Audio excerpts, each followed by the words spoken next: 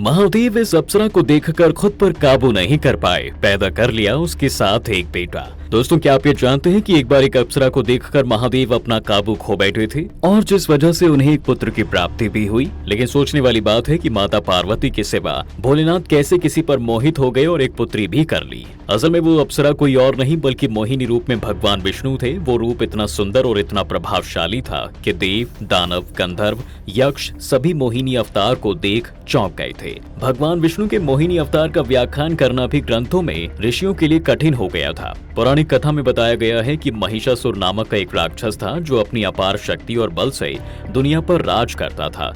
उसे अपनी शक्तियों पर बहुत अहंकार था, जिसकी वजह से वो आम लोगों के साथ साथ ऋषियों और मुनियों को भी परेशान किया करता था। जब ऋषि मुनि उसका कुछ नहीं कर सके तो उसने देवताओं को भी परेशान करना शुरू कर दिया। देवता परेशान होकर माँ दुर्गा के पास अपनी आप बीती सुनाने गए और महिषासुर से बचाने की विनती की।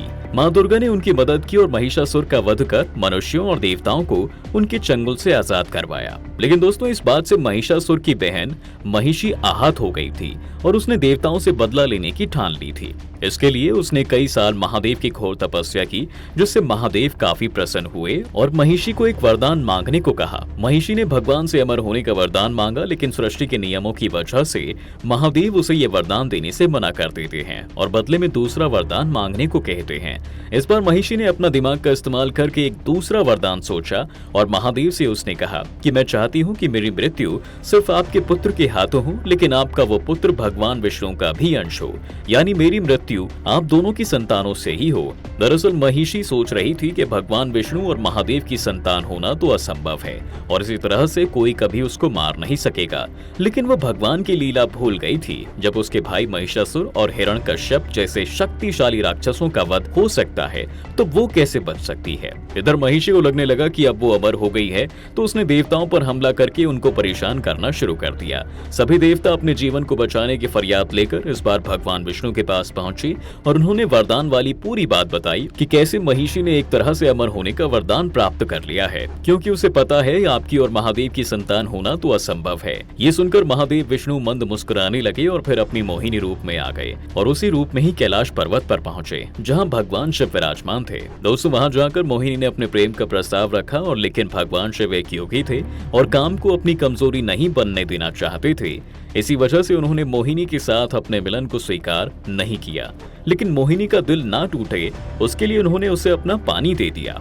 इस तरह उन्होंने मोहिनी के प्रेम की इज्जत भी रख ली और खुद को काम से भी बचा लिया। वहीं मोहिनी को भी जो चाहिए था वो उसे मिल चुका था। तो इस तरह से बिना प्रेम बनाए ही मोहिनी ने प्राप्त भोलेनाथ के पानी से खुद को गर्भवती करके एक पुत्र को जन्म दिया, जिसको हम सब आज अयप्पा के नाम से जानते हैं। भगवान अयप्पा के अंदर भगवान विष्णु और भगवान शिव दोनों के अंश थे, जिसकी वजह से उनके अंदर दोनों की शक्तियां भी मौजूद थीं। अयप्पा के जन्म के बाद मोहिनी बने भगवान विष्णु और शिवजी ने उनके गले में स्वर्ण कंठिका पहनाकर इन्हें पंपा नदी के किनारे पर रख दिया था, जिसके बाद पंडामल के राजा राजशेखर ने इन्हें अपना लिया। राजा संतानहीन थे, तो ऐसे में उन्होंने पुत्र की तरह स्वामी अयप्पा का लालन पालन किया था। और दोस्तों, कुछ समय बाद जब राजा राजशेखर की पत्नी ने एक पुत्र को जन्म दिया, तब रानी का व्यवहार अयप्पा के लिए बदल गया था। राजा अयप्पा को बहुत प्यारे लगते थे, इसलिए रानी को डर था कि कहीं वे अपनी राजगद्दी उसे ही ना दे दें। ऐसे में रानी ने बीमारी का नाटक कर अयप्पा को बताया कि वह केवल बाघिन का दूध पीकर ही ठीक हो सकती है।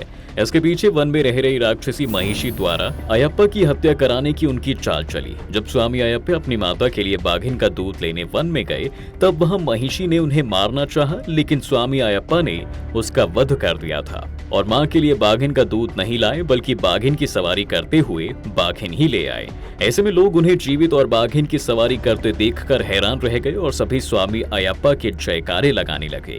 राजा समझ गए कि उनका पुत्र कोई साधारण मनुष्य नहीं है। उन्होंने रानी के बुरे बर्ताव के लिए उनसे क्षमा मांगी और ऐसे में अयप्पा ने अपने पिता को परेशान देखकर राज्य छोड़ने का निर्णय ले लिया। ऐसे में जब पिता अनुरोध करने लगे, तब उन्होंने पिता से सबरी पहाड़ियों में मंदिर बनवाने की बात कही और स्वर्ग की ओर चले गए। अब दोस्तों, उम्मीद करता हूँ कि आपको आपके सवालों के जवाब मिल गए होंगे कि क्यों भगवान विष्णु ने मोहिनी का अवतार लिया था और कैसे भगवान शिव को एक पुत्र की प्राप्ति हुई थी।